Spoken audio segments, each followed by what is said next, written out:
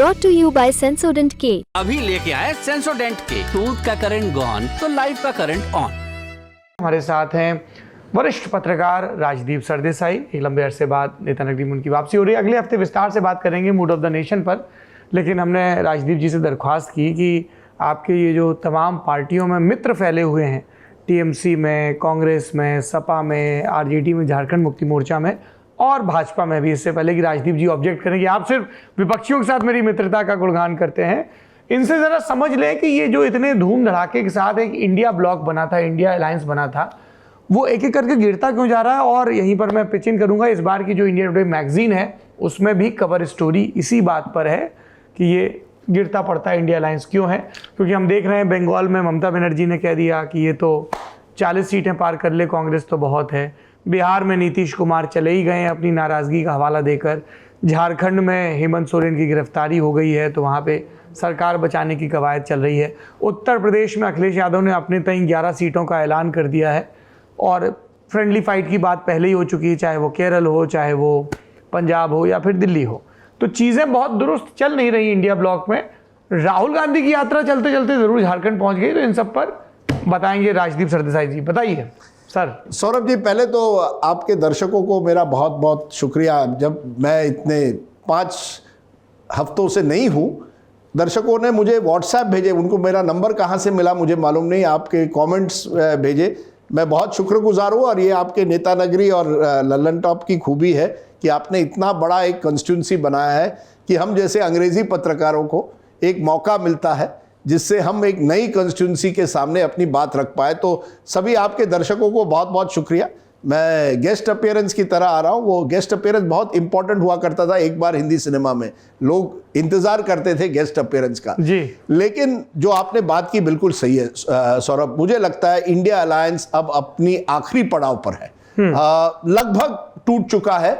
और आप कह सकते हैं कांग्रेस अब उस दिशा में गया है जो पहले हुआ करता था कि जो यूपीए के काल में जो उनके सहयोगी थे ज्यादातर उन्हीं के साथ अब रह गया। यानी प्री इंडिया अलायंस जो कांग्रेस का गठबंधन था, जिसमें डीएमके थी, जिसमें एनसीपी थी, उनके साथ उनके समझौते रहेंगे, बाकियों के साथ नहीं। और बड़ी विचित्र स्थिति मुझे लगता है 3 दिसंबर को, जिस दिन सौरभ वो चुनावी नतीजे आए जिसमें कांग्रेस 3 हिंदी भाषिक राज्य में हार गई चुनाव बीजेपी के सामने, तब से इनकी उल्टी गिनती शुरू हो गई।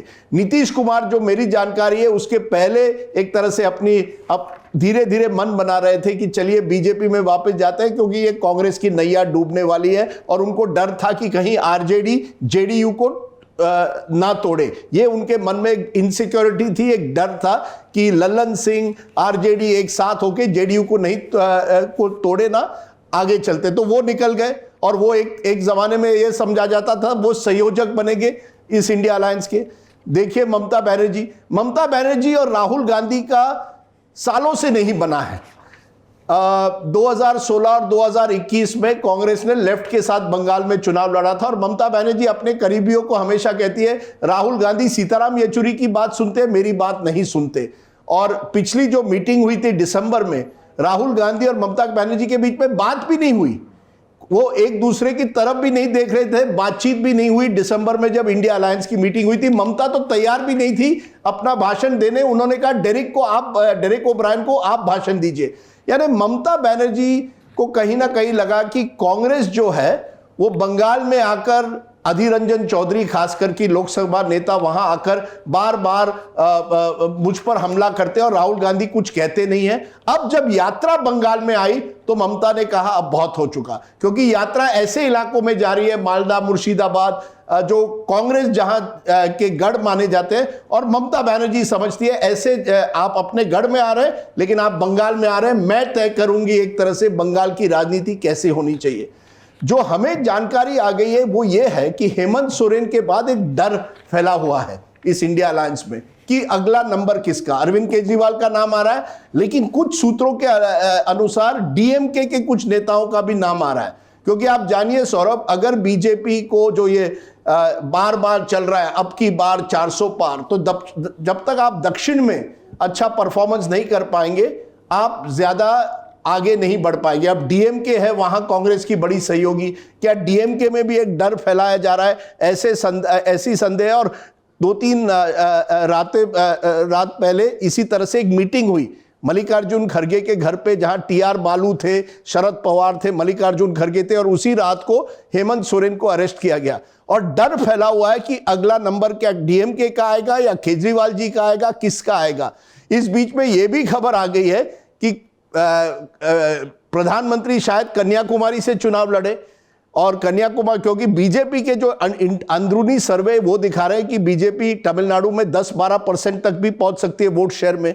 तो एक माहौल बन गया है जहां बीजेपी अग्रेसिवली दक्षिण भारत में जा रही है, पूर्व में जा रही है, और उधर दूसरी तरफ जो इंडिया अलायंस है उनके घटक दल में डर है। आपने अखिलेश यादव का जिक्र किया, अखिलेश यादव भी एक तरह से ये दिखाना चाहते, देखिए यूपी मेरा इलाका है, मैं डिसाइड करूंगा कौन कितनी सीटें लड़ेगा। वही ममता बनर्जी ने किया। तो 3 दिसंबर के बाद जैसे ही कांग्रेस कमजोर हो गई, ये क्षेत्रीय दल मजबूत हो गए और वो अपनी राजनीति कर रहे हैं। एक ही और खिलाड़ी है इसमें, अरविंद केजरीवाल, और अरविंद केजरीवाल पर भी ईडी का खतरा मंडरा रहा है। और आप देखेंगे अरविंद केजरीवाल ने चंडीगढ़ मेयर पोल्स के खिलाफ जब डेमोन्स्ट्रेशन दिल्ली में किया, तब कांग्रेस उसमें शामिल नहीं हुई, वो आम आदमी पार्टी का डेमोन्स्ट्रेशन था। तो जहां भी जाओ एक ऐसा लगता है कोई कोऑर्डिनेशन अब नहीं रह गया है, और मुझे लगता है बहुत मुश्किल होगा अब इंडिया अलायंस को एकजुट होकर ये चुनाव लड़ना, बहुत मुश्किल है।